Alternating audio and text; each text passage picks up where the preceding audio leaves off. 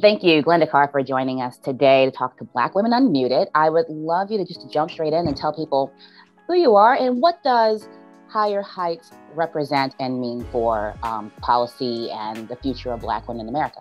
Higher Heights is the political home for Black women, a place for Black women to be informed, engage, and to take action, to flex our collective political power from the voting booth to elected office. Black women have been the architects of our democracy before a Sojourner Truth proclaimed "Ain't I Woman" during the suffrage movement.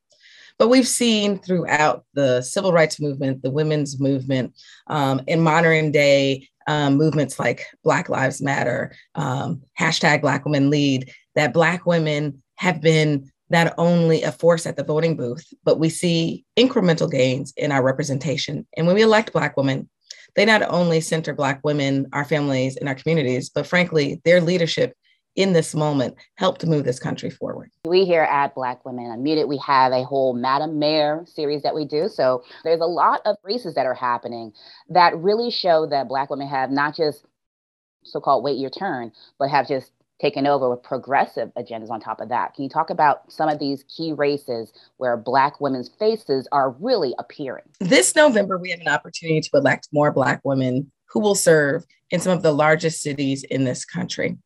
But before we talk about this November, let's talk about the gains that Black women have made over the last 10 years. And so in 2014, when Higher Heights Leadership Fund, our sister organization, partnered with the Center for American Women in Politics, our research partner, we released a status of Black women in American politics in 2024. Since then, we've seen gains. In 2024, there was one Black woman serving as mayor of a top 100 city. We currently have 8. In this November, we have an opportunity to add to that number. Earlier this year in March, we sent Tashura Jones to City Hall to serve as her mayor in St. Louis. In this November, on November 2nd, we have an opportunity to reelect LaToya Cantrell in New Orleans and to add potentially 3 Black women. Elaine in Durham, North Carolina, Felicia Moore, who is seeking to succeed current Atlanta Mayor Keisha Lance Bottoms, making her the 3rd Black woman to serve as mayor of Atlanta. We have an opportunity to send a young activist to serve in a major city in Buffalo, New York, India Walton. Not everybody is in the best interest of Black women progressing in this country. So it's one thing to see us, but what about us actually being pivotal in moving policies that impact the lives of Black women? Oftentimes people ask, why did Kimberly Peeler, Alan, I, and our founding leadership establish Higher Heights? And it's because it's about the unique experiences Black women bring to decision-making tables. So yes, it's about representative democracy, and we should be electing more Black women.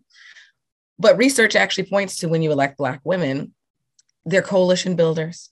They come from different experiences, both personal experiences, but also the types of careers they come from.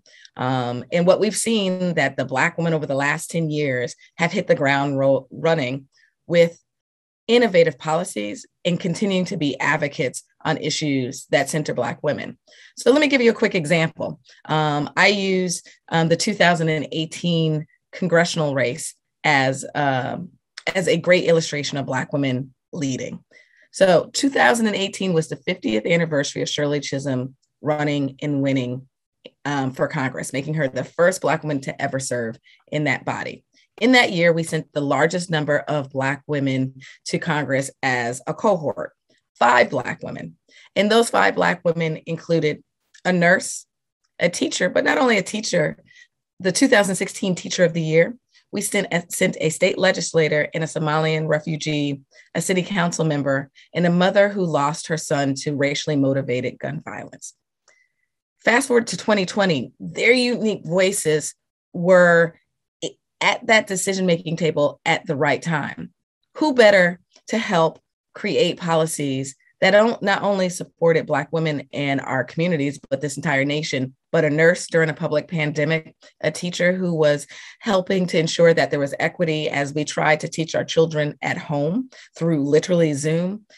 Our cities and states were grappling with major budget gaps and having a state legislator and a city council member were important voices. And finally, during a racial awakening around the killings of Breonna Taylor and George Floyd, we had a woman who lost her son to racially motivated gun violence. And who are those women? Congresswomen Johanna Hayes, Lisa McBath, Ayanna Presley, Ilhan Omar, and Lauren Underwood. As we look forward to the future, we have elections right now, but they always can have an impact on the future.